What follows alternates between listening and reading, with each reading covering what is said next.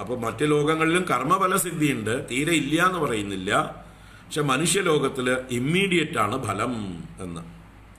മാനുഷേ ലോകേ, ഇവിടെ ആചാര്യ ഭഗവത്പാദര് അടുത്ത ശ്ലോകത്തിലേക്കുള്ള ഒരു കണക്ഷൻ ഇപ്പോഴേ ഇടുകയാണ്. അതാണ് മാനുഷേ ലോകേ വർണ്ണാശ്രമാദി കർമാധികാരഃ ഇതി വിശേഷഃ തേഷാം വർണ്ണാശ്രമാദി അധികാരി കർമ്മണാം ഫലസിദ്ധി ക്ഷിപ്രം ഭവതി കർമ്മജ കർമ്മണോ ജാത.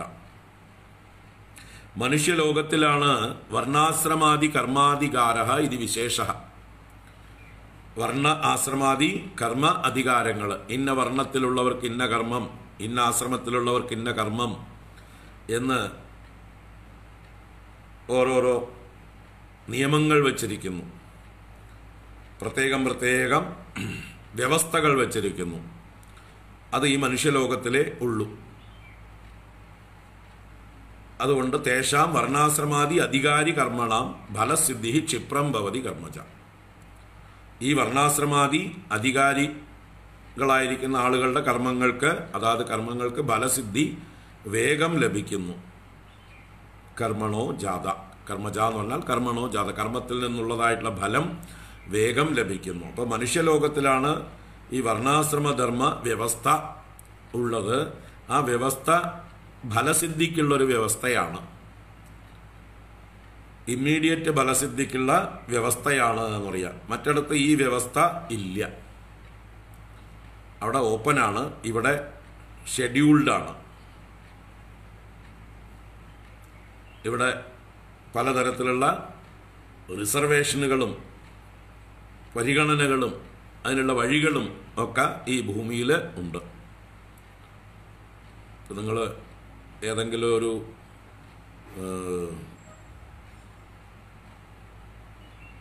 ഉദാഹരണത്തിന് റെയിൽവേ സ്റ്റേഷൻ തന്നെ പറയാം, അതിലൊരു ടിക്കറ്റിന് വേണ്ടി ക്യൂ നിൽക്കാൻ വ്യവസ്ഥകളുണ്ട്. ആ ക്യൂവിൽ പോയി നിന്നാൽ നിങ്ങൾക്ക് വേഗം ആ ക്യൂവിലൂടെ പോയി ടിക്കറ്റ് കിട്ടും.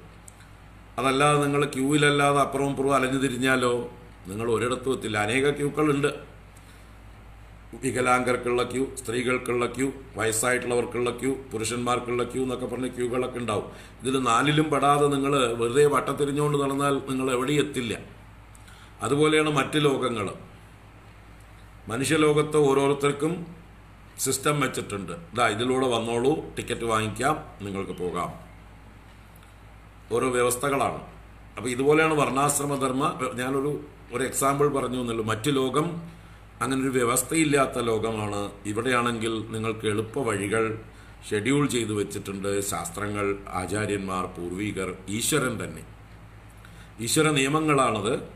അത് ആചാര്യന്മാരും ശാസ്ത്രങ്ങളും ഇപ്പോഴും നിലനിർത്തിപ്പോരുന്നു എന്ന് കാണിക്കുകയാണ്. ഇവിടെ വർണ്ണാശ്രമാദി അധികാരി കർമ്മണാം ഫലസിദ്ധി ക്ഷിപ്രം ഭവതി. മര്യാദയ്ക്ക് നിങ്ങൾ നിങ്ങളുടെ മാർഗം അനുസരിക്കുകയാണെങ്കിൽ നിങ്ങൾക്ക് വേഗം കാര്യം നടക്കും. നിങ്ങൾ യഥാ മാർഗത്തിലൂടെ, പ്രോപ്പർ ചാനലിലൂടെ നിങ്ങൾ പോവുകയാണെങ്കിൽ വേഗം കാര്യം സാധിച്ച് ഫലസിദ്ധി ഉണ്ടാകും. നിങ്ങൾ ആ പ്രോപ്പർ ചാനലിൽ പോകാതെ വെറുതെ എന്തെങ്കിലും കാട്ടിക്കൂട്ടി അലഞ്ഞു തിരിഞ്ഞാൽ ഫലം സിദ്ധിക്കില്ല. അപ്പം മറ്റു ലോകങ്ങളിൽ ഇങ്ങനെയുള്ള വ്യവസ്ഥയില്ല. അവിടെ കർമ്മഫലങ്ങൾ അനുഭവിക്കാൻ മാത്രമായിട്ടാണ് അവിടെ വ്യവസ്ഥകൾ. പുതിയ കർമ്മങ്ങൾ ചെയ്യുന്നതിന് നിങ്ങളുടെ അക്കൗണ്ടിൽ അത് കൂടും എന്ന് മാത്രമേ ഉള്ളൂ. അപ്പം തന്നെ ഫലം നിങ്ങൾക്ക് കിട്ടുന്ന വ്യവസ്ഥ ഇല്ല. അതാണ് ഇവിടെ മനസ്സിലാക്കേണ്ടത്. അപ്പോൾ അടുത്ത ശ്ലോകത്തിലേക്കുള്ള ഒരു വർണ്ണാശ്രമധർമ്മം എന്നുള്ളത് പറയാൻ പോകുന്നുണ്ട് ഭഗവാൻ. അതിനെ ആചാര്യ ഭഗവത്പാദർ ഇത്തിരി മുന്നേ കൂട്ടി തന്നെ ഇവിടെ ഇൻട്രൊഡ്യൂസ് ചെയ്തു. അടുത്ത ശ്ലോകത്തിലേക്കുള്ള ആമുഖമായിട്ട് ഭാഷ്യകാരൻ ഒരു പാരഗ്രാഫ് പറയുന്നുണ്ട്. അതും കഴിഞ്ഞിട്ട് നമുക്ക് അടുത്ത ശ്ലോകത്തിലേക്ക് കടക്കാം. മാനുഷേ ഏവ ലോകേ വർണ്ണാശ്രമാദി കർമാധികാരോ ന അന്യേഷു ലോകേഷു ഇതി നിയമഃ കിം നിമിത്തഃ ഇതി.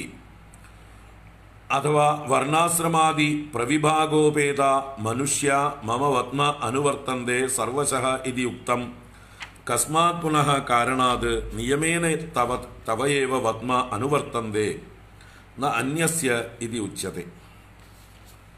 അടുത്ത ശ്ലോകത്തിലേക്കുള്ള ഒരു ഇൻട്രഡക്ഷനാണ്. മാനുഷേ ഏവ ലോകേ വർണ്ണാശ്രമാദി കർമാധികാരോ. മനുഷ്യലോകത്തിൽ മാത്രമാണ് വർണ്ണാശ്രമ ആദി കർമ്മ അധികാരം ഉള്ളത്.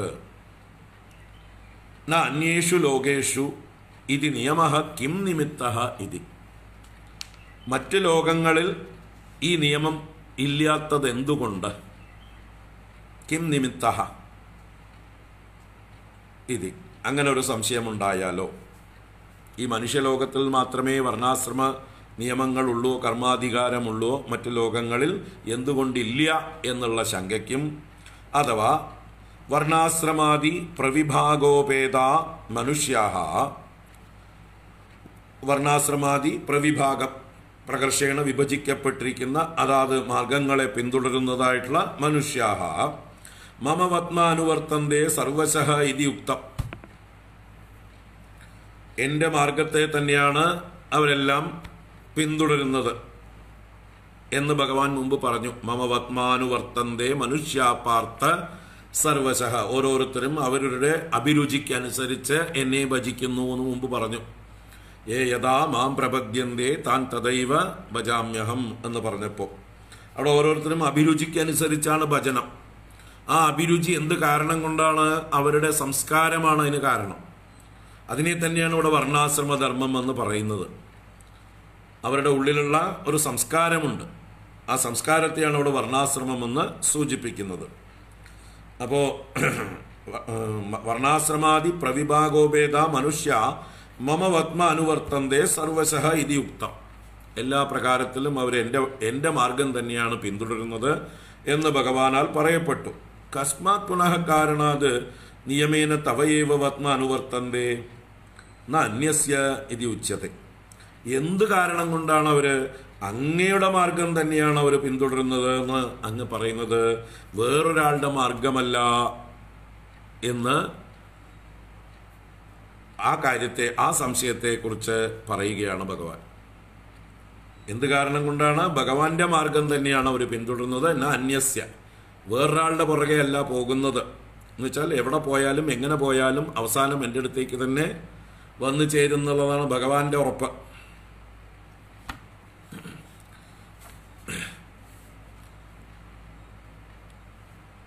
വേറൊരാളുടെ വഴിക്കല്ല, വേറൊരു ആളെയല്ല പിന്തുടരുന്നത് എന്നുള്ള കാര്യം ഭഗവാൻ ഉറപ്പിച്ച് പറയുകയാണ്. മറ്റാരെയുമല്ല അനുവർത്തിക്കുന്നത്, എൻ്റെ മാർഗം തന്നെയാണ് അവരൊക്കെ അനുവർത്തിക്കുന്നത്.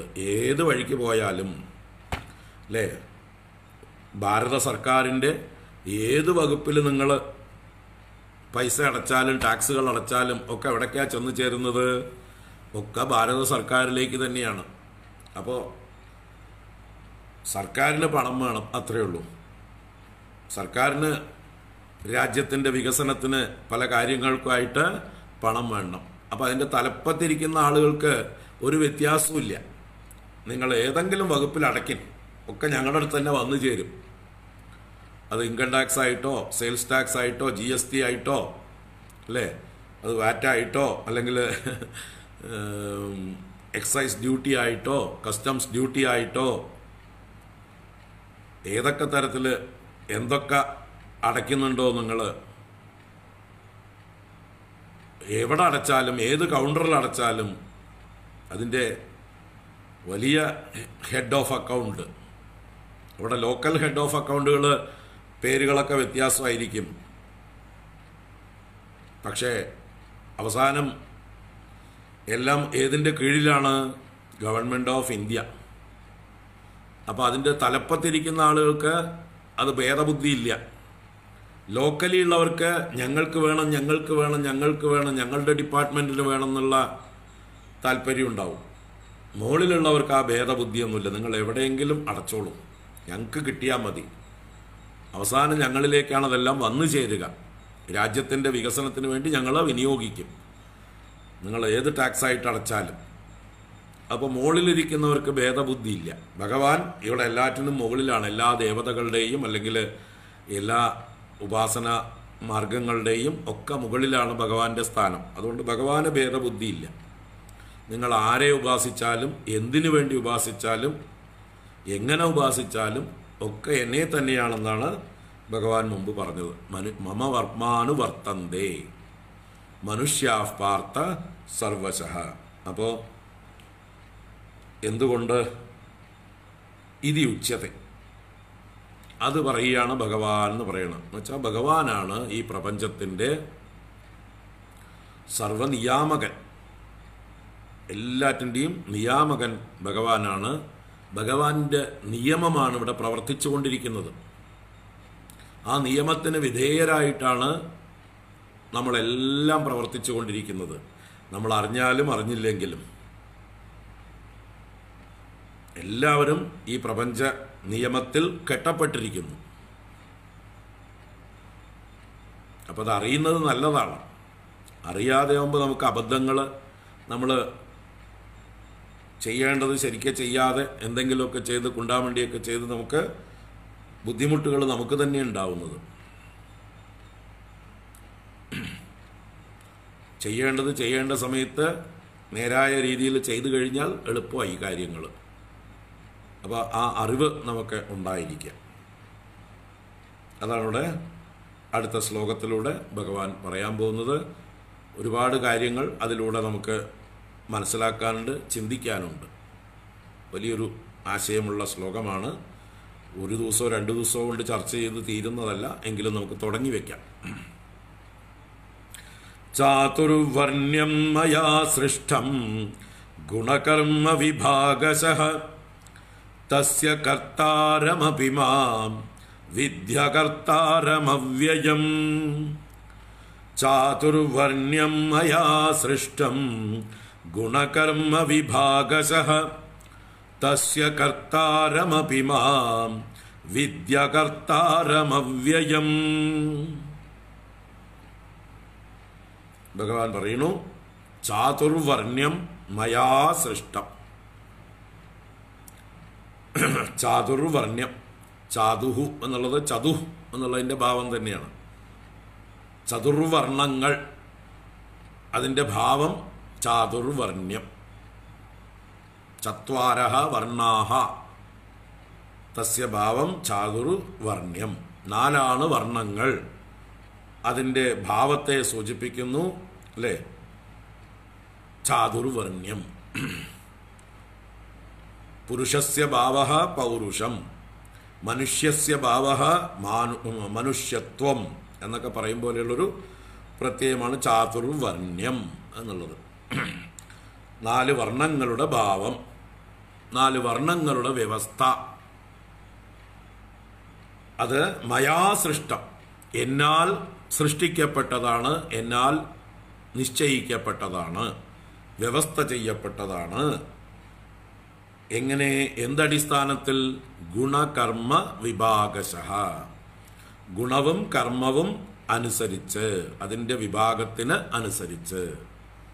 ഗുണവിഭാഗശഃ കർമ്മവിഭാഗശഃ ച. ഗുണവിഭാഗവും കർമ്മവിഭാഗവും അനുസരിച്ചാണ് ഈ ചാതുർവർണ്യ വ്യവസ്ഥ എന്നാൽ നിർമ്മിക്കപ്പെട്ടിരിക്കുന്നത്, എന്നാൽ സൃഷ്ടിക്കപ്പെട്ടിരിക്കുന്നത് എന്നാണ്.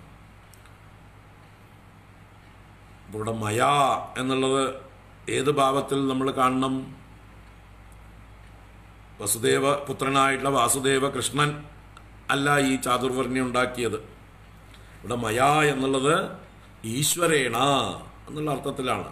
പ്രപഞ്ച നിയാമകനായ സൃഷ്ടിസ്ഥിതി സംഹാരകർത്താവായിരിക്കുന്ന ഈശ്വരൻ, മായയോടുകൂടിയ, മായയുള്ളപ്പോഴേ സൃഷ്ടിയുള്ളൂ.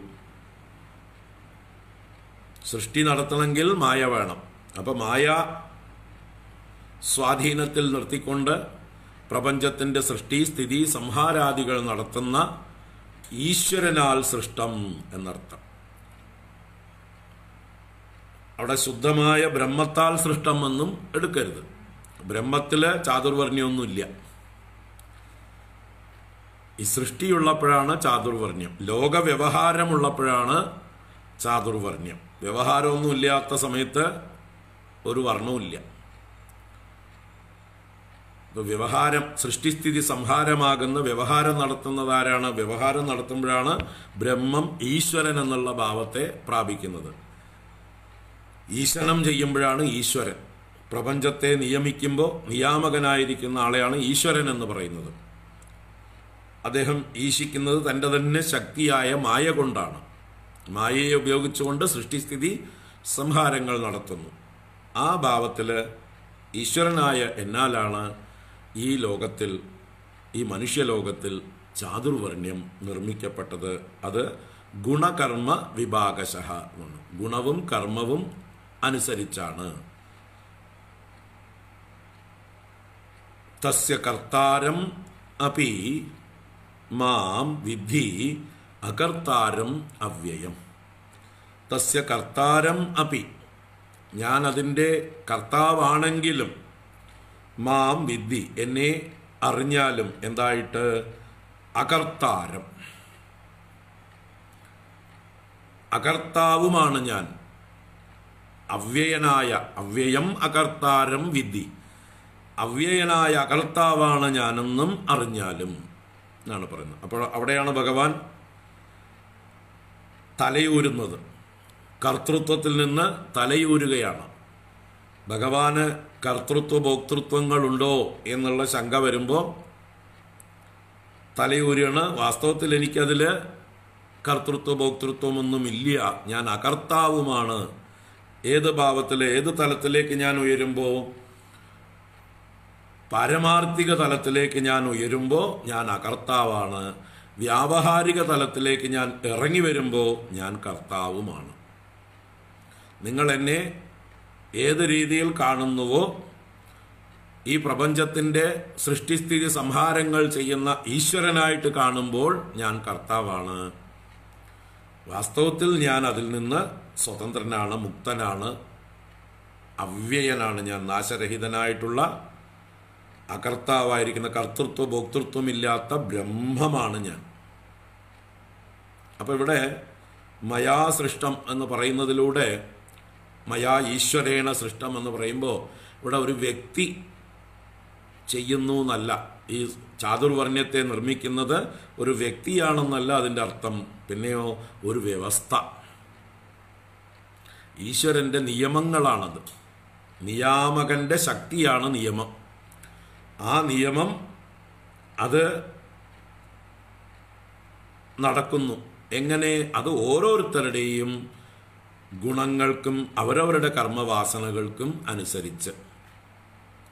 ഭഗവാൻ തനിക്ക് തോന്നിയതുപോലെ ആളുകളെ എങ്ങനെ, നീ ബ്രാഹ്മണനായിപ്പോ, നീ ക്ഷത്രിയനായിപ്പോ, നീ വൈശ്യനായിപ്പോ, നീ ചണ്ടാളനായിപ്പോ എന്ന് പറഞ്ഞ് കുറെ ആളുകളെ ഭഗവാൻ തൻ്റെ ഇഷ്ടത്തിന് അങ്ങോട്ട് നിർമ്മിച്ചു വിടുകയല്ല. ഇന്നവരൊക്കെ ബ്രാഹ്മണരാവിൻ, ഇന്നവരൊക്കെ ക്ഷത്രിയരാവിൻ, ഇന്നവരൊക്കെ വൈശ്യരാവിൻ, ശൂദ്രനാവിൻ എന്ന് പറഞ്ഞിട്ട് അയക്കുകയല്ല. അവരുടെ തന്നെ ഗുണകർമ്മ വിഭാഗശഃ. ആ ജീവന്മാർ അവരുടെ പൂർവഗുണം എന്താണോ, അവരുടെ പൂർവ കർമ്മവാസനകൾ എന്താണോ, അതിനനുസരിച്ചാണ് അവർക്ക് അതാത് മാർഗത്തെ ഞാൻ കൊടുത്തിരിക്കുന്നത്. എന്ന് പറഞ്ഞാൽ ഞാൻ കൊടുക്കുക എന്നല്ല, വാസ്തവത്തിൽ പ്രകൃതിയുടെ നിയമമാണത്. അവരുടെ സ്വഭാവമായിട്ട് പ്രകടമാവുകയാണ്. ഓരോരുത്തരുടെയും ഗുണം കൊണ്ട് അവരുടെ സ്വഭാവമായിട്ട് അവർ ആ മാർഗത്തിൽ പ്രവർത്തിക്കുന്നു, ആ മാർഗത്തിലേക്ക് വരുന്നു. അപ്പോൾ അവർക്ക് അവരുടെ മാർഗം സുഗമമാക്കാൻ വേണ്ടി ഞാൻ ശാസ്ത്രങ്ങളിലൂടെ, വേദങ്ങളിലൂടെ ചില വഴികളും പറഞ്ഞു കൊടുത്തിട്ടുണ്ട് അവർക്ക്. അത് നിലനിർത്താൻ, അവർക്ക് പുരോഗതിക്ക് വേണ്ടി. ഏതായാലും ഒരു ബ്രാഹ്മണ ട്രാക്കിലൂടെ വന്നുകൊണ്ടിരിക്കുന്ന ഒരാൾക്ക് ആ ട്രാക്ക് മാറാതെ ലക്ഷ്യത്തിൽ വേഗം എത്താൻ വേണ്ടി അതിന് ചില നിയമങ്ങൾ ഞാൻ വെച്ചിട്ടുണ്ട്. ക്ഷത്രിയ ട്രാക്കിലൂടെ വരുന്ന ആളുകൾക്ക് അവരും ലക്ഷ്യം വേഗത്തിൽ പ്രാപിക്കാൻ വേണ്ടി, അവർക്ക് വഴിതെറ്റി പോകാതിരിക്കാൻ വേണ്ടി അവിടെയും ചില നിയമങ്ങൾ ഞാൻ വെച്ചിട്ടുണ്ട്, എളുപ്പത്തിൽ അവർ ലക്ഷ്യം പ്രാപിക്കാൻ വേണ്ടി. വൈശ്യമാർഗത്തിലൂടെ വരുന്നവർക്ക് അവരുടേതായിട്ടുള്ള നിയമങ്ങൾ ഞാൻ കൊടുത്തിട്ടുണ്ട്. ശൂദ്രമാർഗത്തിലൂടെ വരുന്നവർക്ക് അവരുടേതായിട്ടുള്ള വഴികൾ. അപ്പോൾ ഓരോ ട്രാക്കാണെന്ന് വിചാരിക്കുക. ബ്രാഹ്മണ, ക്ഷത്രിയ, വൈശ്യ, ശൂദ്രന്മാർക്ക് ഓരോരുത്തർക്കും ഓരോ ട്രാക്ക്. അതിൽ ഓരോന്നിലും ഓരോ നിയമങ്ങൾ കൊടുത്തിരിക്കുന്നു. അതെന്തിനാണ്? അവർക്ക് കാര്യം എളുപ്പത്തിലാവാനും വേഗം ലക്ഷ്യപ്രാപ്തിക്കായിക്കൊണ്ടും. വേഗത്തിൽ ലക്ഷ്യത്തിലെത്തണം. അതിനു വേണ്ടിയിട്ടാണ് ഞാൻ ഈ വ്യവസ്ഥ വെച്ചിരിക്കുന്നത്. എല്ലാവരും കൺഫ്യൂസ്ഡായിട്ട് അങ്ങോട്ടും ഇങ്ങോട്ടും ക്ലാഷ് ആവരുത്. ബ്രാഹ്മണ ട്രാക്കിലൂടെ കുറേ ദൂരം ഓടിയ ആൾ ട്രാക്ക് മാറിയിട്ട് ശൂദ്രന്റെ ട്രാക്കിലേക്ക് പോയി വട്ടത്തിരിയാൻ ഇടയുണ്ടാവരുത്. അല്ലേ? ഇപ്പോൾ നമ്മൾ വലിയ അത്ലറ്റിക്സ് ഗ്രൗണ്ടിലൊക്കെ പോയി കഴിഞ്ഞാൽ 100 മീറ്റർ ഓട്ടത്തിന് ഒരു ട്രാക്കിൻ്റെ വ്യവസ്ഥയുണ്ടാവും, 200 മീറ്റർ ഓട്ടത്തിനൊരു വ്യവസ്ഥയുണ്ടാവും, 400 മീറ്റർ ഓട്ടത്തിനൊരു വ്യവസ്ഥയുണ്ടാവും, 800 മീറ്ററിന് ഒരു വ്യവസ്ഥയുണ്ടാവും, 1500 മീറ്ററിനൊരു വ്യവസ്ഥയുണ്ടാവും, 5000 മീറ്റർ, 10000 മീറ്റർ, മാരത്തോൺ വേറെ. ഇങ്ങനെ പല വ്യവസ്ഥയിലായിരിക്കും ആ ട്രാക്കിൽ മാറ്റങ്ങൾ വരുത്തും. ഒരേ സ്ഥലത്ത് കൂടെ തന്നെയായിരിക്കും ഓടുണ്ടാവും അവർ, പക്ഷെ അതിന് ട്രാക്കിൽ നിയമങ്ങൾ ആദ്യമേ മാർക്ക് ചെയ്ത് കൊടുത്തിട്ടുണ്ടാവും. നിങ്ങൾ ഇന്ന ട്രാക്കിലൂടെ വേണം ഓടാനെന്ന് അവർക്ക് ഗൈഡ് ലൈൻസ് കൊടുത്തിട്ടുണ്ടാവും. അവർ ആ ട്രാക്ക് മാറി ഓടിയാൽ ഫൗളായി. ക്ലാഷുകൾ ഉണ്ടാവും, പരസ്പരം കൂട്ടിയിടിക്കലും ഒക്കെ ഉണ്ടാവും. പലരും ലക്ഷ്യത്തിലെത്തില്ല, അവസാനം കൂട്ടിയിടിച്ച് വീഴും ഒക്കെ കൂടിയിട്ട്. അപ്പോൾ ആ കൂട്ടിയിടിക്കാതിരിക്കാൻ വേണ്ടിയിട്ടാണ് ഈ ട്രാക്കുകൾ വേറെ വേറെ മാർക്ക് ചെയ്ത് കൊടുത്തിരിക്കുന്നത്. അപ്പോൾ എല്ലാറ്റിനും ഒരുപോലെയല്ല. 100 മീറ്റർ ഓടുന്നവർക്ക് സ്ട്രെയിറ്റ് ആയിട്ടുള്ളൊരു ട്രാക്കായിരിക്കും. അതേ ട്രാക്കിൽ കുറച്ച് ദൂരം ചെല്ലുമ്പോൾ ബെൻഡ് കാണാം. ആ ബെൻഡ് കൂടെ അവർ പോകാൻ പാടില്ല. അത് 400 മീറ്റർ ഓടാനുള്ള സർക്കുലർ ആയിട്ടുള്ള റൗണ്ടിലുള്ളതായിരിക്കും. അതിൽ തന്നെ 800 മീറ്ററോ 10000 മീറ്ററോ ഒക്കെ ആണെങ്കിൽ അതിന് വ്യത്യസ്തമായിട്ടുള്ള നിയമങ്ങൾ പറഞ്ഞിട്ടുണ്ടാവും. എത്ര റൗണ്ട് നിങ്ങൾ ഈ ട്രാക്ക് കൂടെ തന്നെ ഓടണം, അത് കഴിഞ്ഞിട്ട് ഇന്നർ സർക്കിളിലൂടെ നിങ്ങൾക്ക് ഓടാം. അവസാനം ഇന്നർ സർക്കിളിലൂടെ ആയിരിക്കും എല്ലാവരും മത്സരിച്ചോടുക. എല്ലാവരും ഒരു സർക്കിളിലെത്തി, ഏറ്റവും ഷോർട്ടസ്റ്റ് ഇന്നർ സർക്കിൾ ആയിരിക്കുമല്ലോ, അതിലേക്ക് വന്ന് എല്ലാവരും കൂടി കൂട്ടിയിടിക്കും. പക്ഷെ അവിടേക്ക് എല്ലാവരും എത്തുന്നതിന് മുമ്പ് ആദ്യം ഔട്ടർ ലൈനിലൂടെ കുറേ കറങ്ങി പോകണം പലരും. അത് അവർ അളവ് വെച്ചിട്ട് വെച്ചിരിക്കുന്നതാണ്. എല്ലാവർക്കും ഈക്വൽ ആയിട്ടുള്ള അവസരം കിട്ടാൻ വേണ്ടിയിട്ടാണ്. 10000 മീറ്റർ ഓടുന്നവർക്കൊക്കെ ഒരേ അവസരം, 5000 മീറ്റർ ഓടുന്നവർക്കൊക്കെ ഒരേ അവസരം, ഒരേ ലെങ്ത്ത് ഓടുക, ഒരു സ്റ്റെപ്പ് അധികം ഓടണ്ട അവർക്ക്. അതിനുള്ള വ്യവസ്ഥകളാണ്. അപ്പോൾ ആ ട്രാക്ക് മാറാതെ ഓടിയാൽ ഫൗളല്ല, നേരെ വേഗം എത്താം. മറ്റൊരാൾക്ക് അപകടം ഉണ്ടാക്കാതെ, ഉപദ്രവം ഉണ്ടാക്കാതെ ലക്ഷ്യത്തെ വേഗം പ്രാപിക്കാം. അപ്പോൾ അതുപോലെ ഓരോ മനുഷ്യൻ്റെയും അവൻ്റെ ഗുണം എന്ന യോഗ്യത അനുസരിച്ച് അവനവൻ തന്നെയാണ് ഈ മാർഗം തിരഞ്ഞെടുത്തിരിക്കുന്നത്. അതിൽ ഈശ്വരൻ ഒരു നിയമമായിട്ട് പ്രവർത്തിക്കുന്നു എന്നേ ഉള്ളൂ. നിയാമകനാണ് ഈശ്വരൻ. നിയമരൂപത്തിലാണ് ഈശ്വരൻ്റെ ശക്തി പ്രവർത്തിക്കുന്നത്. അവിടെ ഈശ്വരൻ കൈകടത്തുന്നൊന്നുമില്ല. ഈശ്വരൻ രാഗദ്വേഷങ്ങളോടുകൂടെ, പക്ഷപാതത്തോടുകൂടെ, ഏതെങ്കിലും പ്രത്യേക ആളുകളോട് മമതയോടുകൂടെ ആനുകൂല്യങ്ങൾ പ്രത്യേകം സാധിച്ചു കൊടുക്കുക, അവരെന്തെങ്കിലും ഫൗൾ ചെയ്താൽ കണ്ണടയ്ക്കുക, അതൊന്നുമില്ല. നിയമം പൊതുവാണ്. ആ നിയമത്തെ, നിയാമകന്റെ നിയമത്തെ അനുസരിക്കുന്നവർ വേഗം ലക്ഷ്യത്തിൽ എത്തിച്ചേർന്ന് വിജയികളായിത്തീരുന്നു. അതൊരു നിയമമാണ്, ഒരു ശാസ്ത്രീയമായിട്ടുള്ളൊരു നിയമമാണ് ഈ ചാതുർവർണ്ണ്യം. 4 വർണ്ണങ്ങൾ. അത് എങ്ങനെയാണ് ഈ പ്രപഞ്ചത്തിൽ അല്ലെങ്കിൽ മനുഷ്യലോകത്ത് വ്യവസ്ഥ ചെയ്യപ്പെട്ടിരിക്കുന്നത്? ഗുണകർമ്മ വിഭാഗശഃ എന്നാണ് പറഞ്ഞത്. ജന്മകർമ്മ വിഭാഗശഃ എന്ന് പറഞ്ഞിട്ടില്ല. ഇതിനെ ഏറ്റവും അധികം തെറ്റിദ്ധരിച്ച് ഈ ചാതുർവർണ്ണ്യ വ്യവസ്ഥയെ വെറുക്കുന്ന അനേക മൂഢന്മാരായിട്ടുള്ള ഹിന്ദുക്കളുണ്ട്. എന്താണതെന്ന് അറിയാത്തത് കൊണ്ടാണ്.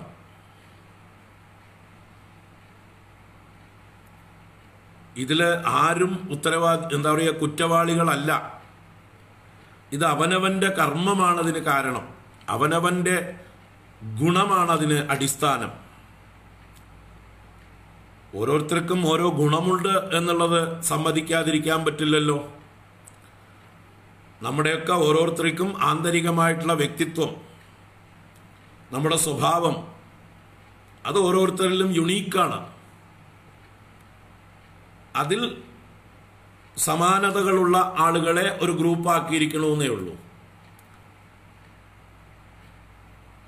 ഗുണങ്ങളിൽ സമാനതകളുള്ള ആളുകളെ ഓരോ ഗ്രൂപ്പാക്കി 4 ആക്കി തിരിച്ചു എന്നേ ഉള്ളൂ. വാസ്തവത്തിൽ ഓരോരുത്തരും വ്യത്യസ്തരാണ്. ഈ ലോകത്തിൽ എത്ര മനുഷ്യരുണ്ടോ അത്രയും സ്വഭാവ വൈവിധ്യങ്ങളുണ്ട്. അതിൽ സാമാന്യമായിട്ട് ഒരുപോലെ സമാനത ഉള്ളതായിട്ടുള്ള ആളുകളെ ഓരോ ഗ്രൂപ്പാക്കിയിട്ട് പറഞ്ഞിരിക്കുന്നു. ഇവർ ബ്രാഹ്മണ സ്വഭാവമുള്ളവർ, ഇവർ ക്ഷത്രിയ സ്വഭാവമുള്ളവർ, ഇവർ വൈശ്യ സ്വഭാവമുള്ളവർ, ഇവർ ശൂദ്ര സ്വഭാവമുള്ളവർ എന്ന് അവരുടെ സ്വഭാവത്തിൻ്റെ ആ ഒരു എന്താണ് പ്രത്യേകത, ആഭിമുഖ്യം, പ്രിഡോമിനൻസ്, ഏത് സ്വഭാവമാണോ അവരിൽ വളരെ മുന്നിൽ നിൽക്കുന്നത് ആ സ്വഭാവത്തിനനുസരിച്ച് അവരെ നിങ്ങൾ ഇന്ന വകുപ്പിൽ പെടും എന്ന് ശാസ്ത്രങ്ങൾ പറഞ്ഞിരിക്കുന്നു. അവർക്കത് മനസ്സിലായാൽ നല്ലത്, മനസ്സിലായില്ലെങ്കിലും അവർ അത് തന്നെയാണ്. ഒരാൾക്ക് ഞാൻ ഏത് വർണ്ണത്തിൽ പെടുന്നു എന്ന് ഒരാൾക്ക് അറിഞ്ഞില്ലെങ്കിൽ അയാളത് ആവാതിരിക്കുന്നൊന്നുമില്ല. എന്ന് വെച്ചാൽ ഈ വർണ്ണാശ്രമധർമ്മം, ഈ വർണ്ണധർമ്മം എന്നുള്ളത്, ചാതുർവർണ്ണ്യം എന്നുള്ളത് ഭാരതത്തിൽ ഹിന്ദുക്കളുടെ ഇടയിൽ മാത്രമായിട്ടുള്ളൊരു കാര്യമേ അല്ല. മനുഷ്യലോകം മുഴുവൻ ബാധകമായിട്ടുള്ളതാണ്. അത് ഹിന്ദുക്കളല്ലാത്തവരാണെങ്കിലും വിദേശികളാണെങ്കിലും അമേരിക്കയിലാണെങ്കിലും ആഫ്രിക്കയിലാണെങ്കിലും ഗൾഫിലാണെങ്കിലും യൂറോപ്പിലാണെങ്കിലും എല്ലാം അവിടെ ഉണ്ട്. ഞാൻ ഈ വർണ്ണത്തിലൊന്നും പെടില്ല എന്നൊന്നും പറഞ്ഞാലും ആര് നിഷേധിച്ചാലും നിങ്ങൾ മനുഷ്യരാണോ അത് സമ്മതിക്കുമോ? ആണ്. എങ്കിൽ ഈ 4 എവിടെയെങ്കിലുമൊക്കെ ആയിരിക്കും നിങ്ങളുടെ സ്ഥാനം. നിങ്ങൾ നിഷേധിച്ചാലും നിങ്ങൾ അറിഞ്ഞില്ലെങ്കിലും എന്തു തന്നെയാണെങ്കിലും ഈ 4 എവിടെയോ ആണ് നിങ്ങൾ.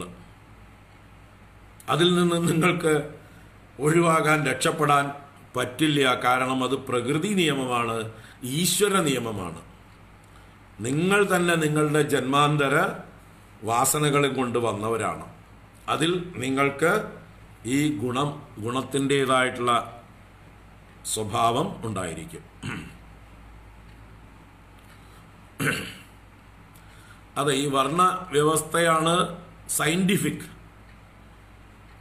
ഇന്ന് കാണുന്ന ജാതി വ്യവസ്ഥ ഒട്ടും ശാസ്ത്രീയമേ അല്ല. അതിലൊരു ശാസ്ത്രവുമില്ല. അത് മനുഷ്യർ കൽപ്പിച്ചതാണ്. മനുഷ്യരുടെ രാഗദ്വേഷ നിർമ്മിതമാണ്, മനുഷ്യരുടെ അജ്ഞാന നിർമ്മിതമാണ്, മൂഢത്തരത്തിൽ നിന്നുണ്ടായിട്ടുള്ളതാണ് ഈ ജാതി വ്യവസ്ഥ. ജാതി ഇല്ല വാസ്തവത്തിൽ. ജാതി ഒരു ജാതിയേ ഉള്ളൂ, മനുഷ്യജാതി. നമ്മളെല്ലാം ഒരേ ജാതിയാണ്. അതിപ്പോൾ യൂറോപ്പിലാണെങ്കിലും ആഫ്രിക്കയിലാണെങ്കിലും 2 കാലിൽ നടന്ന് ബുദ്ധി കൊണ്ട് ചിന്തിക്കാൻ കഴിവുള്ള, സംസാരിക്കാൻ കഴിവുള്ള, കമ്മ്യൂണിക്കേറ്റ് ചെയ്യാൻ കഴിവുള്ള മനുഷ്യത്വമുള്ളവരൊക്കെ മനുഷ്യരാണ്. മനുഷ്യജാതി അത് കണ്ടാ അറിയാം, മനുഷ്യജാതി. പിന്നെ ഓരോ കുലത്തൊഴിലെടുത്തപ്പോൾ പണ്ട് കാലത്ത് ആ കുലത്തൊഴിലിനനുസരിച്ച് പേര് കൽപ്പിച്ചു കൊടുത്തതാണ്. ആ കുലത്തൊഴിലെടുത്തവർക്കുള്ള പേരാണ് ഇപ്പൊ ജാതി എന്ന പേരിൽ കൊണ്ടു നടക്കുന്നത്. ഒരർത്ഥമില്ലാത്തതാണ്. അന്നത്തെ കുലത്തൊഴിൽ വേറെ, ഇന്ന് ചെയ്തുകൊണ്ടിരിക്കുന്നത് വേറെ. അന്നവർക്ക് അവരുടെ കുടുംബം, അവരുടെ കുലം, പരമ്പരയാ അതേ തൊഴിൽ ചെയ്തുകൊണ്ട് വന്നു. അതുകൊണ്ട് അവരെ ആ പേരിൽ വിളിച്ചു, സൗകര്യത്തിന് വേണ്ടിയിട്ട്. ഇന്ന് ഡോക്ടർ എന്നും എഞ്ചിനീയർ എന്നും വക്കീലെന്നും ഓരോ പ്രൊഫഷൻ ചെയ്യുന്ന ആളുകളെ ടീച്ചേഴ്സ് എന്നും നമ്മൾ പട്ടാളക്കാരെന്നും ഒക്കെ വകതിരിച്ചിട്ടുണ്ടല്ലോ. അതാത് തൊഴിലിൽ ഏർപ്പെട്ടിരിക്കുന്ന ആളുകളെ നമ്മൾ വകതിരിച്ചിരിക്കുന്നത് പോലെ അന്ന് സമൂഹം വകതിരിച്ച് ഓരോ പേര് കൽപ്പിച്ചു കൊടുത്തതാണ്. അവർ ചെയ്യുന്ന തൊഴിലിനോട് ബന്ധപ്പെട്ടിട്ടാണ് അവർക്ക് അന്ന് ആ ഒരു കുലനാമം വന്നു ചേർന്നത്. അത് ജാതി എന്നുള്ള പേരിൽ മാറ്റിയെടുത്തു. അവർ ചെയ്യുന്ന കുലത്തൊഴിലിനനുസരിച്ച് അന്നത്തെ സമൂഹം കൊടുത്ത ഒരു ടൈറ്റിലാണ്. ഇന്നത് ചെയ്യാത്തവർക്ക് ആ പേര് കൊടുക്കുന്നത് ഒരർത്ഥവും ഇല്ല. ഇന്ന് അവരെന്ത് ചെയ്യുന്നുവോ അതാണ് അവർക്ക് കൊടുക്കേണ്ട പേര്. ഇന്നിപ്പോൾ ഡോക്ടറായിരിക്കുന്നവർക്ക് ഡോക്ടർ എന്ന് പറയുന്നത് പോലെ ഡോക്ടറുടെ മക്കളൊന്നും ഡോക്ടറല്ലല്ലോ. അവർ പഠിച്ച് ഡോക്ടറായാൽ ശരി, സമ്മതിക്കാം. ടീച്ചർമാരുടെ മക്കളൊക്കെ ടീച്ചർമാരാവുണ്ടോ? അവർ പഠിച്ച് ടീച്ചർമാരാവാൻ താല്പര്യപ്പെട്ട് ടീച്ചർമാരായാൽ അവരെ ടീച്ചർ എന്ന് വിളിക്കാം. വക്കീൽമാരുടെ മക്കളൊക്കെ വക്കീൽമാരാവുന്നില്ല. അപ്പോൾ ഒരു അച്ഛൻ വക്കീലായതുകൊണ്ട് മകനെയും വക്കീലേ എന്ന് വിളിക്കില്ല നമ്മളാരും. ചെയ്യാറുണ്ടോ?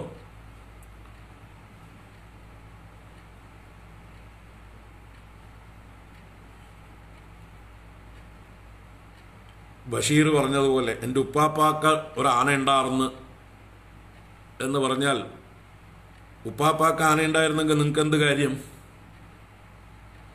അല്ലേ? നിങ്ങളുടെ ആസനത്തിൽ തഴമ്പുണ്ടാവുമോ? ആനപ്പുറത്തിരുന്നതിൻ്റെ ഒരു ബന്ധവുമില്ല. അപ്പോൾ ഇപ്പം എന്താണ് അയാളുടെ അഭിരുചി, അയാൾ ചെയ്യുന്ന തൊഴിൽ, അതനുസരിച്ചാണ് അയാളുടെ വർണ്ണം നിശ്ചയിക്കപ്പെടുന്നത്. അത് ജാതിയല്ല, അത് ഒറ്റ ജാതിയേ ഉള്ളൂ, മനുഷ്യജാതി. നമ്മുടെ സനാതനധർമ്മത്തിലെ ഈ സയൻറ്റിഫിക്കായിട്ടുള്ള ചാതുർവർണ്ണ്യം അത് വലിയൊരു വിഷയമാണ്. ഇവിടെ ഇപ്പോൾ ഇത്രേ പറഞ്ഞിട്ടുള്ളൂവെങ്കിലും ഇതിനെക്കുറിച്ച് ഇനി കൂടുതൽ 18-ാം അധ്യായത്തിൽ 5-6 ശ്ലോകങ്ങളിലൂടെ കുറച്ചുകൂടി വിശദമാക്കുന്നുണ്ട്.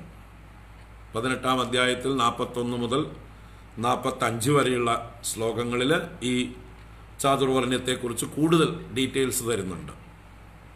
അപ്പോൾ അവിടെ നമുക്ക് കൂടുതൽ മനസ്സിലാക്കാം. എങ്കിലും ഇവിടുന്ന് ഒന്ന് മനസ്സിലാക്കിയിട്ട് പോകുന്നതാണ് നല്ലത്.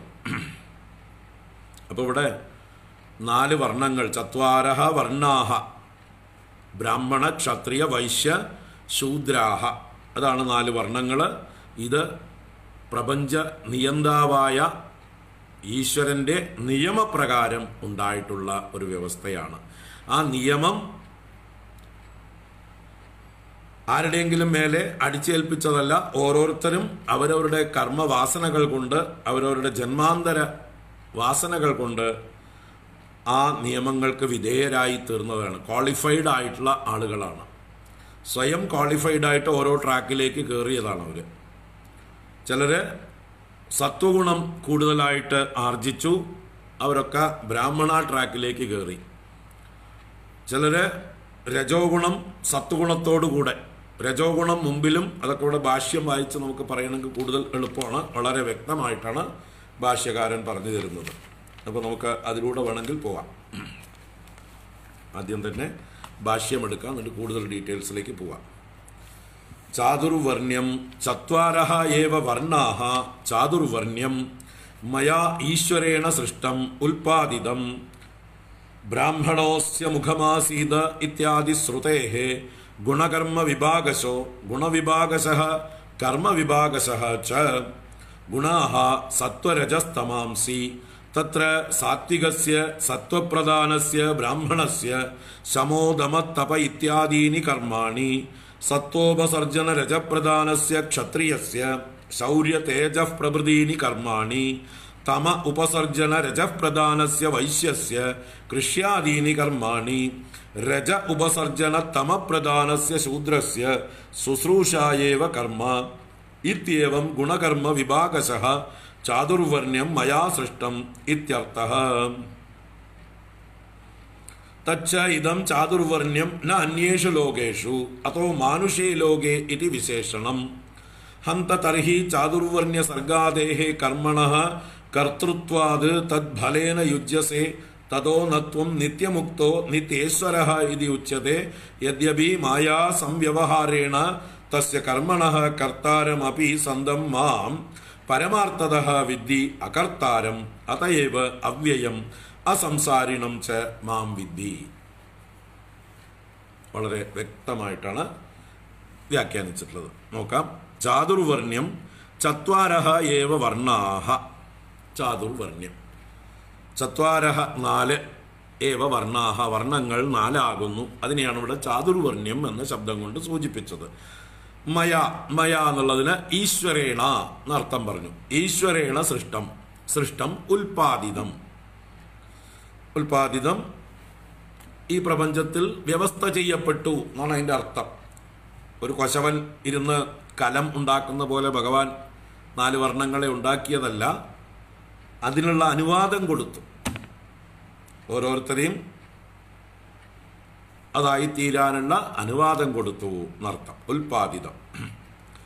ബ്രാഹ്മണോസ്യ മുഖമാസീത് ഇത്യാദി ശ്രുതേഹേ. ഇവിടെ പുരുഷ സൂക്തത്തിലുള്ള ഒരു മന്ത്രത്തിന്റെ കഷ്ണമാണ് ഇവിടെ കോട്ട് ചെയ്തത്.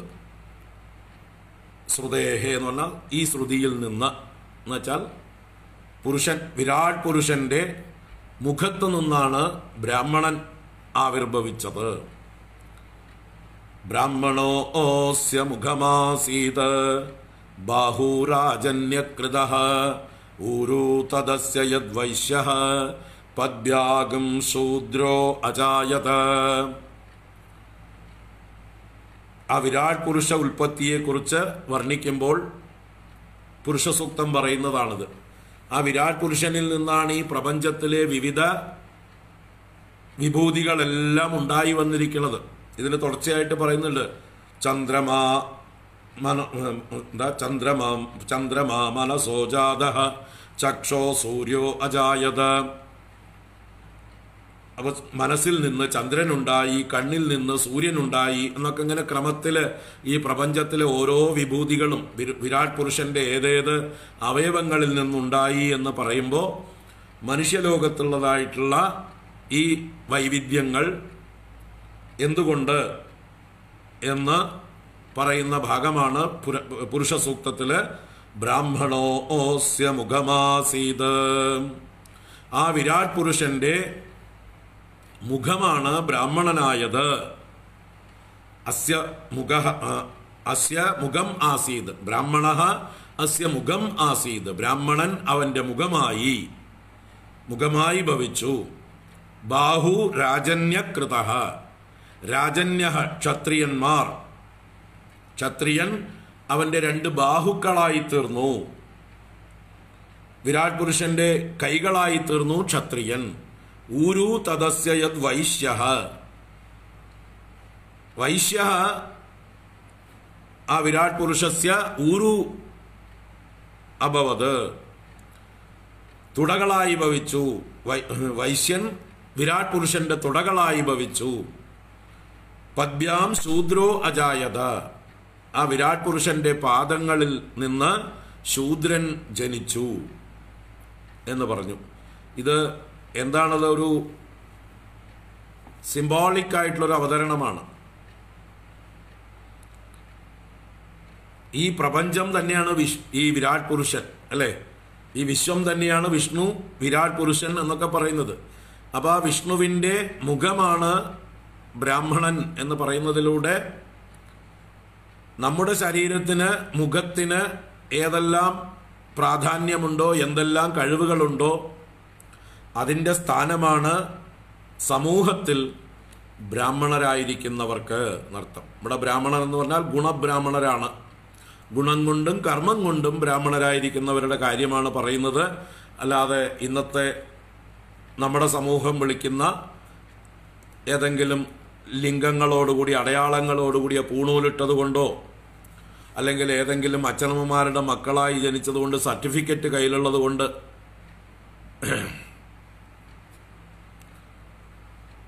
ആരെങ്കിലും സർട്ടിഫിക്കറ്റുകൾ കൊടുത്തതുകൊണ്ട് ഒരാൾ ബ്രാഹ്മണനാകുന്നില്ല. ഏതെങ്കിലും അടയാളങ്ങൾ ഇട്ടത് കൊണ്ട് ഒരാൾ ബ്രാഹ്മണനാവുന്നില്ല. അതൊന്നും ഇവിടെ പറഞ്ഞില്ല. ഭഗവത്ഗീതയിൽ പറഞ്ഞോ, പൂണോലിട്ടവനാണ് ബ്രാഹ്മണൻ, അല്ലെങ്കിൽ ബ്രാഹ്മണന്റെ പുത്രനാണ് ബ്രാഹ്മണൻ, നല്ലോണം നെറ്റിയിലൊക്കെ നല്ലോണം ഭസ്മക്കുറിയൊക്കെ ഇടുന്ന ആളാണ് ബ്രാഹ്മണൻ, തലയിൽ കുടുംബ വെച്ചവനാണ് ബ്രാഹ്മണൻ. എങ്ങനെ വല്ലതും പറഞ്ഞു? അവിടെ ഒന്നും പറഞ്ഞില്ല. ചാതുർവർണ്ണ്യം മയാ സൃഷ്ടം ഗുണകർമ്മ വിഭാഗശഃ എന്നാ പറഞ്ഞത്. ഇനിയും 18-ാം അധ്യായത്തിലും ഇതുപോലെയുള്ള കാര്യങ്ങളാണ് പറയുന്നത്. അല്ലാതെ സാമാന്യമായിട്ടുള്ള കാര്യങ്ങളാണ് പറയുന്നത്. അല്ലാതെ ഈ പറഞ്ഞ നമ്മളിന്ന് കാട്ടിക്കൂട്ടുന്ന വേഷഭൂഷാദികളൊന്നും ഇതുമായിട്ട് ബന്ധമേ ഇല്ല. അപ്പോൾ സമൂഹത്തിൽ കൈക്കരുത്തുള്ളവരും ലീഡർഷിപ്പ് ക്വാളിറ്റീസ് ഉള്ളവരും അതുപോലെയുള്ള സത്യസന്ധതയും ധാർമ്മിക ബോധവും ഒക്കെ ഉള്ളവരുമാണ് സമൂഹത്തിൻ്റെ രക്ഷകരായിരിക്കുന്നവരാണ് ക്ഷത്രിയന്മാരെന്ന് പറയപ്പെടുന്നത്. സമൂഹത്തിൻ്റെ നന്മയ്ക്ക് വേണ്ടി ചിന്തിക്കുന്നവരെയാണ് ബ്രാഹ്മണർ എന്ന് പറയുന്നത്. സമൂഹത്തിനെ പോഷിപ്പിക്കുന്നവരെയാണ് വൈശ്യർ എന്ന് പറയുന്നത്. സാമ്പത്തികമായിട്ടുള്ള അഭിവൃദ്ധി, ധനം, ധാന്യം, അതുപോലെയുള്ള ഐശ്വര്യങ്ങളൊക്കെ വൃദ്ധി ഉണ്ടാക്കുന്ന കൃഷിയും ഗോരക്ഷയും വാണിജ്യവും ചെയ്ത് സമൂഹത്തിൻ്റെ സമ്പത്ത് വർദ്ധിപ്പിച്ച് സമൂഹത്തിൽ ദാരിദ്ര്യമില്ലാതാക്കുന്ന ആളുകളെയാണ് വൈശ്യന്മാരെന്ന് പറയുന്നത്. അതുപോലെ സ്വന്തമായി നേതൃത്വ ഗുണമോ എന്തെങ്കിലും ചെയ്യാനുള്ള കഴിവില്ലാത്തത് കൊണ്ട് മറ്റുള്ളവർ പറഞ്ഞത് കേൾക്കുക എന്നത് മാത്രം സാധിക്കുന്ന ആളുകളെയാണ് ശൂദ്രൻ എന്ന് വിളിച്ചത്. അതൊക്കെ ഇനി പറയാൻ പോകുന്നുണ്ട് ഇവിടെ. അതാണ് 18-ാം അധ്യായത്തിലെ വിഷയം. 18-ാം അധ്യായത്തിൽ ഈ പറഞ്ഞ 5 ശ്ലോകങ്ങളിലൂടെ സ്വഭാവമായിട്ടുള്ള കർമ്മം എന്താണെന്ന് പറയുന്നുണ്ട്. ഇവിടെ ഗുണകർമ്മ വിഭാഗശഃ എന്ന് പറഞ്ഞിട്ടുണ്ടല്ലോ. അപ്പോൾ ഓരോരുത്തരുടെയും കർമ്മം എന്താണെന്നും അവിടെ സൂചിപ്പിക്കുന്നുണ്ട്. നമുക്ക് ഭാഷ്യത്തിലൂടെ പോകാം. വലിയ വിഷയമാണ്. അപ്പോൾ ബ്രാഹ്മണോസ്യ മുഖമാസീത് ഇത്യാദി ശ്രുതേഹേ, പുരുഷ സൂക്തത്തിൽ ഇങ്ങനെ പറഞ്ഞിട്ടുണ്ട്. അത് പ്രമാണം. ഗുണകർമ്മ വിഭാഗശഃ, ഗുണവിഭാഗശഃ കർമ്മവിഭാഗശഃ ച. ഗുണവിഭാഗം കൊണ്ടും കർമ്മവിഭാഗം കൊണ്ടുമാണ് ചാതുർവർണ്ണ്യം ഈ ലോകത്തിൽ ഉണ്ടായിരിക്കുന്നത്. ഞാൻ സൃഷ്ടിച്ചത് എന്ന് പറഞ്ഞാൽ സ്വാഭാവികമായിട്ട് ഉണ്ടായത്. അതിന് ഞാൻ എൻ്റെ നിയമം അനുവദിക്കുന്നു. ഈശ്വരൻ്റെ നിയമമാണത്. അത് ഏതെങ്കിലും പ്രത്യേക ആളുകളോടുള്ള താല്പര്യം കൊണ്ടുണ്ടാക്കിയിട്ടുള്ളതല്ല. സാമാന്യ നിയമമാണ്. ആർക്കും അതിനുള്ള അർഹത നേടിയെടുക്കാം. ഏത് ജീവനും ഈ യോഗ്യത നേടിയെടുക്കാവുന്നതായിരുന്നു. പക്ഷെ അവരുടെ മെറിറ്റാണ്, മുൻകാല പ്രവൃത്തികളാണ്, അവരുടെ കർമ്മങ്ങളാണ് അവരെ എവിടേക്ക് ക്വാളിഫൈ ചെയ്യണം, ഏത് ട്രാക്കിലേക്ക് അവരെ കയറ്റിവിടണം എന്ന് തീരുമാനിക്കുന്നത് അവരുടെ മെറിറ്റാണ്. നമ്മൾ ഇവിടെയൊക്കെ പോയി കഴിഞ്ഞാൽ, തമിഴ്നാട്ടിലോ തിരുപ്പതിയിലോ ഒക്കെ പോയി കഴിഞ്ഞാൽ തൊഴാനുള്ള ക്യൂകളുണ്ട് അല്ലേ? പല ക്യൂകളുണ്ട്. ജനറൽ ക്യൂവിൽ നല്ല തിരക്കായിരിക്കും. പിന്നെ 50 രൂപ കൊടുത്താൽ തൊഴാവുന്ന ക്യൂ ഉണ്ടാവും. 100 രൂപ കൊടുത്താൽ തൊഴുന്ന ക്യൂ ഉണ്ട്. 500 രൂപ കൊടുത്താൽ തൊഴുന്ന ക്യൂ ഉണ്ട്. ഇനി VVIP ആയിട്ട് 1000-ഓ 3000-ഓ 5000-ഓ കൊടുത്താൽ നേരെ ശ്രീകോവിലേക്ക് കൊണ്ടുപോകുന്ന ക്യൂ ഉണ്ട് അല്ലേ? അപ്പോൾ അത് എന്തിനനുസരിച്ചാണ്? അത് ആർക്കും പോവാ. ആരുടെ കയ്യിൽ കാശുണ്ടോ, ആര് കാശ് കൊടുക്കാൻ തയ്യാറുണ്ടോ. ചിലർ പറയും ഞങ്ങൾ ജനറൽ ക്യൂവിലൂടെ പോവുള്ളൂ. ഓ ശരി, പൊക്കോളൂ, കുറച്ച് സമയം എടുക്കുന്നേ ഉള്ളൂ. ചിലപ്പോൾ ശ്രീകോവിലിൻ്റെ അടുത്ത് എത്താനും പറ്റില്ല. ജനറൽ ക്യൂവിൽ കൂടെ പോകുമ്പോൾ കുറച്ച് ഔട്ടർ സർക്കിളിലൂടെ തൊഴുതു പോകേണ്ടി വരും. 50 രൂപ കൊടുത്താൽ കുറച്ചുകൂടി ഇന്നർ ഇതിലൂടെ പോകാം. 100 രൂപ കൊടുത്താൽ കുറേ കൂടി ഇന്നർ ഈശ്വരൻ്റെ അടുത്ത് കൂടെ പോകാം. 500 കൊടുത്താൽ ശ്രീകോവിലിൻ്റെ ഉള്ളിലേക്ക് കയറാനുള്ള വഴിയുണ്ടാവും. അവിടെ ചെന്ന് പ്രത്യേകമായി വേണമെങ്കിൽ പൂജാരിമാർ നിങ്ങളെ അവിടെ ഇരുത്തി എല്ലാം കാണിച്ചു തന്ന് പൂജിക്കും. നിങ്ങൾക്ക് പൂജയിലൊക്കെ പങ്കെടുക്കാം. കാരണം നിങ്ങളുടെ ഇന്ന് കൂടുതൽ ദക്ഷിണ കിട്ടുന്ന അറിയാം അവർക്ക്, പൂജാരിമാർക്ക്. മാത്രമല്ല നിങ്ങൾ 500 കൊടുത്തവരാണ്. അപ്പോൾ അത് മുതലാക്കണ്ടേ?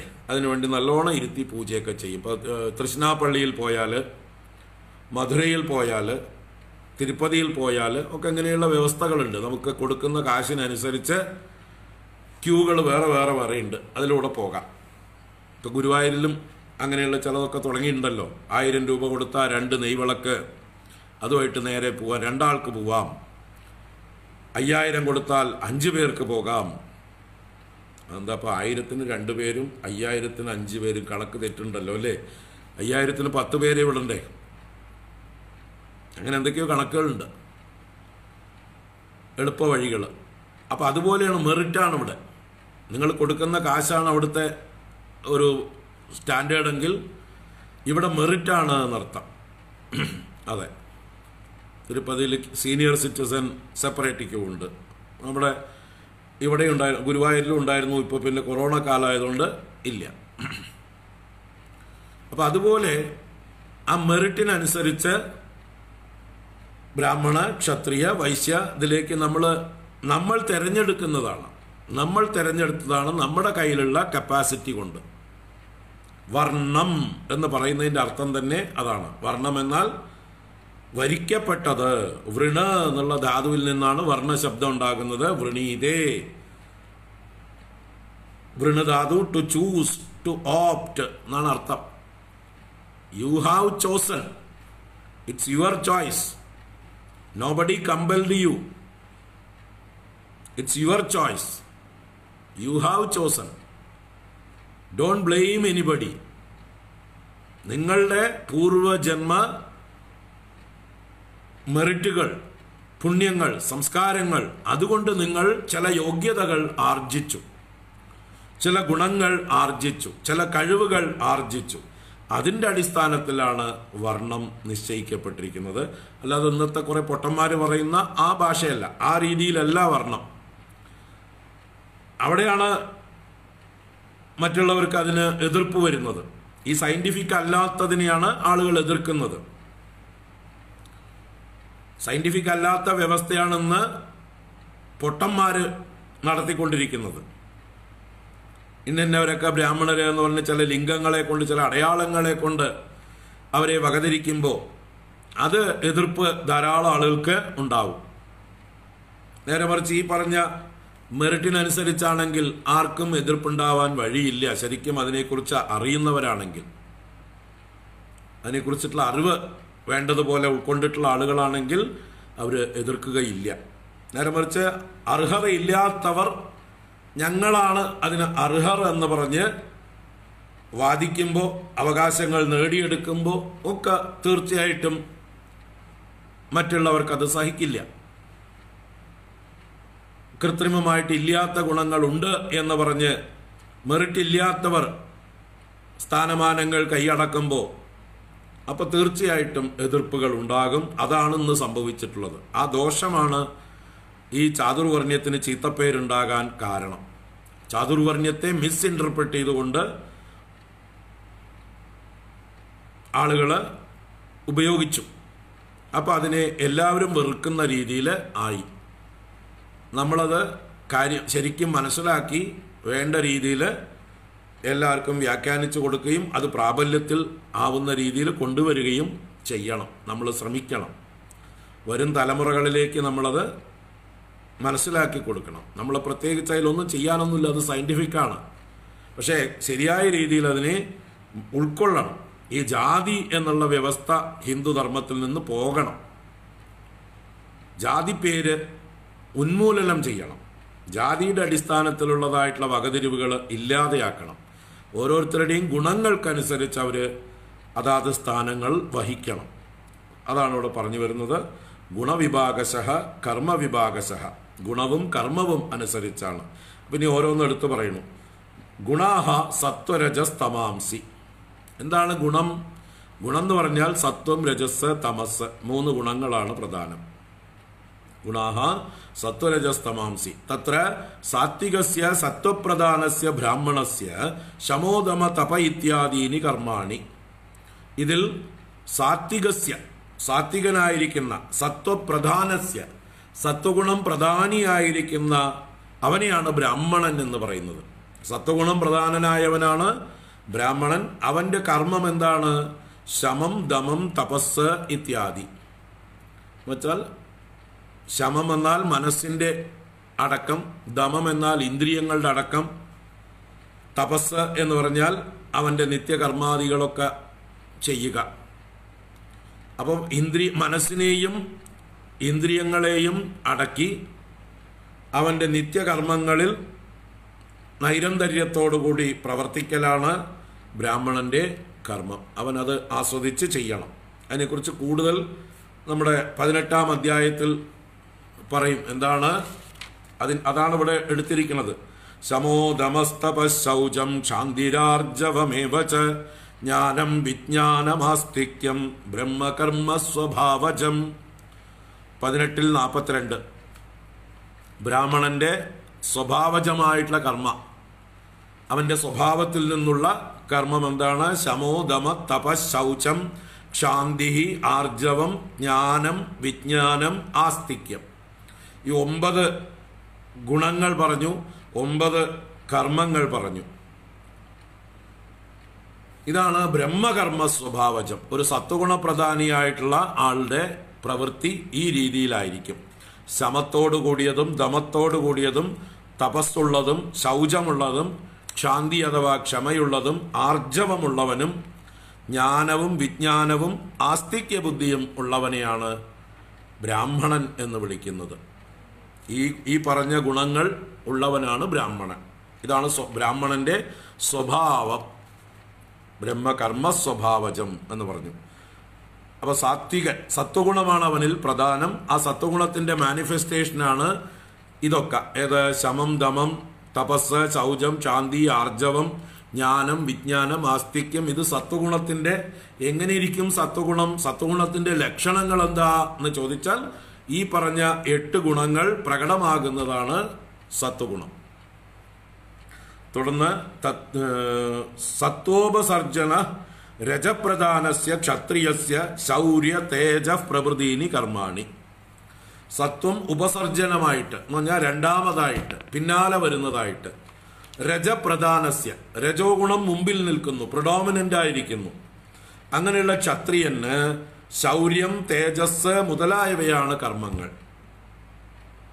ശൗര്യ തേജ പ്രഭൃതീനി, പ്രഭൃതി എന്ന് പറഞ്ഞാൽ എക്സെട്ര മുതലായവ എന്നാണ്.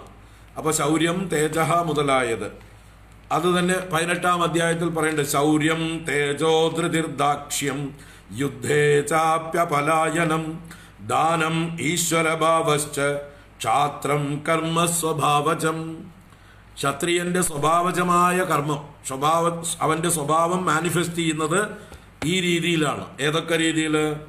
ശൗര്യമുണ്ടാവും ക്ഷത്രിയനാണെങ്കിൽ, തേജസ് ഉണ്ടാവും, ധൃതി ഉണ്ടാവും, ദാക്ഷ്യമുണ്ടാവും, യുദ്ധത്തിൽ പിന്തിരിഞ്ഞോടുകയില്ല, ദാനം ചെയ്യല് സ്വഭാവമായിരിക്കും, ഈശ്വരഭാവം, എല്ലാവരെയും നിയന്ത്രിക്കാനുള്ള കഴിവ്. ഇതൊക്കെ ഒരു ക്ഷത്രിയന്റെ കർമ്മ, അവന്റെ സ്വഭാവത്തിന്റെ മാനിഫെസ്റ്റേഷനാണ്, പ്രകടനമാണ്. ഇതൊക്കെ കൂടുതൽ നമുക്ക് പിന്നെ അടുത്ത ക്ലാസ്സിൽ കാണാം. അപ്പോൾ ഇതാണ് ക്ഷത്രിയന്റെ ലക്ഷണം. അതാണ്. അത് കഴിഞ്ഞ് രജ ഉപസർജന തമപ്രധാനസ്യ ശൂദ്രസ്യ ശുശ്രൂഷായേവ കർമ്മ. അതിന്റെ മുമ്പിൽ തമ ഉപസർജന രജപ്രധാനസ്യ വൈശ്യസ്യ കൃഷ്യാദീനി കർമാണി. തമസ് രണ്ടാമതും രജസ് ഒന്നാമതുമായിട്ട് വരുന്നവൻ. അപ്പൊ രജസ് മുമ്പിൽ, തൊട്ടു പിന്നാലെ തമസ്, അതിന്റെ പുറകിലാണ് സത്വഗുണം. അങ്ങനെയുള്ളവൻ ആരാണ്? അവനാണ് വൈശ്യൻ. അവന്റെ കർമ്മങ്ങളോ കൃഷ്യാദീനി കർമാണി എന്ന് പറഞ്ഞു. കൃഷി ഗൗരക്ഷ്യ വാണിജ്യം വൈശ്യകർമ്മ സ്വഭാവജം. 18-ാം അധ്യായത്തിൽ 44-ാമത്തെ ശ്ലോകത്തിലുണ്ട്. വൈശ്യന്റെ സ്വഭാവജമായിട്ടുള്ള കർമ്മം കൃഷി ഗോരക്ഷ വാണിജ്യം മുതലായതിലായിരിക്കും അവന് താല്പര്യം, അഭിരുചി. അപ്പൊ അങ്ങനെയുള്ള ലാഭമുണ്ടാക്കുന്നതായിട്ടുള്ള ക്രിയേറ്റീവായിട്ടുള്ള ഉത്സാഹത്തോടു കൂടിയതായിട്ടുള്ള ആ ഒരു കുശലതയുള്ള കർമ്മകുശലതയുള്ള ആളുകളെയാണ് രജപ്രധാനമാണ്. പക്ഷെ തൊട്ടു താഴെ തമസാണ്. ക്ഷത്രിയനിലും രജസാണ് പ്രധാനമെങ്കിലും അവിടെ സത്വമാണ് രണ്ടാമത്. 2-ാം സ്ഥാനം സത്വഗുണത്തിന്. ഇവിടെ വൈശ്യനിൽ 2-ാം സ്ഥാനം രജോ ഗുണത്തിന്. അതാണ് വ്യത്യാസം. അത് കഴിഞ്ഞ് അവസാനം പറഞ്ഞു രജ ഉപസർജന തമപ്രധാനസ്യ ശൂദ്രസ്യ ശുശ്രൂഷായേവ കർമ്മ. തമസിനാണ് പ്രാധാന്യം, രജസ് രണ്ടാമത്. അപ്പൊ തമസ് ഏറ്റവും താഴെയുള്ള ഗുണം പ്രധാനമായിരിക്കുന്നു, രജസ് രണ്ടാമത്, സത്വം മൂന്നാമതാണ്. അങ്ങനെയുള്ള ഒരാളെ ശൂദ്രൻ എന്ന് പറയുന്നു. അവന്റെ കർമ്മം ശുശ്രൂഷയാണ്. ശുശ്രൂഷ എന്ന് പറഞ്ഞാൽ മറ്റുള്ളവർ പറഞ്ഞത് കേൾക്കുക, ശ്രോതുമിച്ഛ ശുശ്രൂഷ, അനുസരിക്കുക. കാരണം സ്വയം ഒന്നും ചെയ്യാനുള്ള കഴിവില്ല. അപ്പൊ അത് ശുശ്രൂഷ ശൂദ്രന്റെ കർമ്മമാണ് എന്ന് സൂചിപ്പിക്കുകയാണ്. അപ്പൊ ഇങ്ങനെ ഇത്യേവം ഗുണകർമ്മ വിഭാഗശഃ ചാതുർവർണ്ണ്യം മയാ സൃഷ്ടം ഇത്യർത്ഥഃ. ഇപ്രകാരം ഗുണവും കർമ്മവും അനുസരിച്ചാണ് ഈ വ്യവസ്ഥ, ചാതുർവർണ്ണ്യം എന്ന വ്യവസ്ഥ, ഈ പ്രപഞ്ച നിയാമകനായ ഈശ്വരൻ എല്ലാവരോടും ഒരുപോലെയുള്ള അനുകമ്പയോടെ കരുണയോടെ ന്യൂട്രലായിട്ട് ഞാൻ വ്യവസ്ഥ ചെയ്തു വച്ചിരിക്കുന്നത്. അതിലെനിക്ക് യാതൊരു എന്താ പറയുക സ്വാർത്ഥതയോ പക്ഷപാതമോ അങ്ങനെയുള്ള ഒരു ചിന്തയും ഇല്ല. ഈ ലോകത്തിൻ്റെ എല്ലാവരുടെയും ഈശ്വരനാണ് ഞാൻ, നിയാമകനാണ് ഞാൻ. അതിൽ ആരോടും എനിക്ക് പ്രത്യേകതയില്ല. അത് അവരവരുടെ ഗുണമനുസരിച്ച് അവരവർ തിരഞ്ഞെടുത്തതാണ്. അതിന് ഞാൻ ഉത്തരവാദിയല്ല. അവർക്ക് എന്തെങ്കിലും അഭിപ്രായ വ്യത്യാസം ഉണ്ടെങ്കിൽ നിങ്ങൾ അത്രേ യോഗ്യത നേടിയിട്ടുള്ളൂ. 10ാം ക്ലാസ് തോറ്റ ഒരാൾക്ക് MBBS എൻട്രൻസ് വേണമെന്ന് പറഞ്ഞാൽ ഇന്നത്തെ സമൂഹം സമ്മതിക്കുമോ? ഇല്ലല്ലോ. നിങ്ങൾ അതിനുള്ള യോഗ്യത നേടിയിട്ട് വരൂ എന്ന് പറയില്ലേ? അപ്പം അതുപോലെ സയൻറ്റിഫിക്കാണ് ഇതും. നിങ്ങൾക്ക് ആ ഗുണം പ്രധാനമാണോ? നിങ്ങൾക്ക് ഏത് പ്രവൃത്തിയിലാണ് താല്പര്യം, അഭിരുചി, നിങ്ങളുടെ സ്വഭാവ വിശേഷങ്ങൾ എന്തൊക്കെയാണ്? അതിനനുസരിച്ചാണ് നിങ്ങളുടെ വർണ്ണം നിശ്ചയിക്കപ്പെടുന്നത്. അല്ലാതെ നിങ്ങൾ ജനിച്ചത് കൊണ്ടല്ല, ജന്മകർമ്മം കൊണ്ടല്ല. ജനനം എവിടെയോ കിടക്കട്ടെ. അപ്പോൾ നമ്മൾ ഇന്ന് കാണുന്ന ഈ ജാതി വ്യവസ്ഥ എന്നുള്ളത് നമ്മൾ തീർത്തും നമ്മുടെ മനസ്സിൽ നിന്ന് പോകണം, ഉന്മൂലനം ചെയ്യേണ്ടതാണ്. എന്നോ ഉന്മൂലനം ചെയ്യേണ്ടതാണ്. ഒരു മിഥ്യയായിട്ടുള്ള ഒരു ഭ്രമമാണത്. മൂഢന്മാരുടെ സൃഷ്ടിയാണ്. ഏതോ കാലത്ത് പൂർവികർ ഏതോ തൊഴിൽ ചെയ്തു എന്ന് പറഞ്ഞിട്ട് ഏതോ പേരിട്ട് വിളിച്ചവര് അതിപ്പോഴും തുടരുക എന്നുള്ളത് ന്യായമല്ല. ലോജിക്കില്ല അതിൽ. അധാർമികമാണത്. അതിന് ഗവൺമെൻറ് തന്നെ മുൻകൈ എടുക്കണം, രാഷ്ട്രീയക്കാർ തന്നെ മുൻകൈ എടുക്കണം. പക്ഷെ അവർക്ക് വിവരമില്ലല്ലോ. വിവരമില്ല എന്ന് മാത്രമല്ല, അവർക്ക് സ്വാർത്ഥതയുണ്ട് താനും. അവർക്ക് വോട്ട് ബാങ്കുകൾ നിലനിർത്തണമെങ്കിൽ ഇങ്ങനെ വിഭജിച്ച് നിർത്തണം. ആളുകളെ കൂട്ടം കൂട്ടമായി വിഭജിച്ച് നിർത്തണം. ഈ വിഭജനമുണ്ടെങ്കിലേ വിഭജിച്ച് ഭരിക്കാൻ പറ്റുള്ളൂ. ഡിവൈഡ് ആൻഡ് റൂൾ, അല്ലേ? ഡിവൈഡ് ആൻഡ് റൂൾ, അതാണ് ഇവരുടെയൊക്കെ നയം.